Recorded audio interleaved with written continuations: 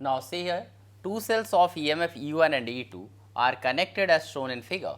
When a potentiometer is connected between A and B, now between A and B potentiometer is connected and balancing length is obtained, then the actually balancing length is 300 centimeter. And now on connecting the same potentiometer between A and C, is here, balancing length is here 100 centimeter.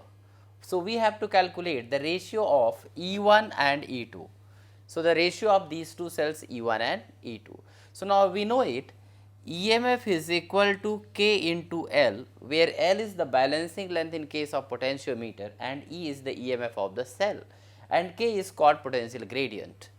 So now see here, the K remains same in this case.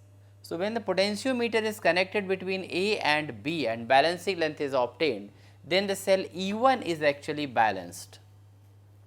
So we can write E1 is equal to KL1 and where L1 is equal to 300 centimeter.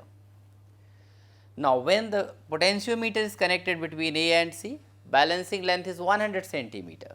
So we can write E1 minus E2 between A and C, net EMF is E1 minus E2 is equal to, that is K into L2, that is L2 is equal to 100 centimeter.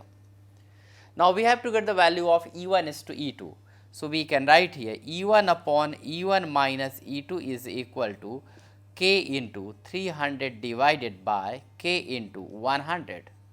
This will get cancelled and this one. So now we will be getting here 3 here. So we can solve it. E1 is equal to thrice of E1 minus thrice of E2 and then we can calculate here 3E2 is equal to twice of E1 and now E1 upon E2 is equal to here 3 upon 2. So this is the ratio of E1 is to E2.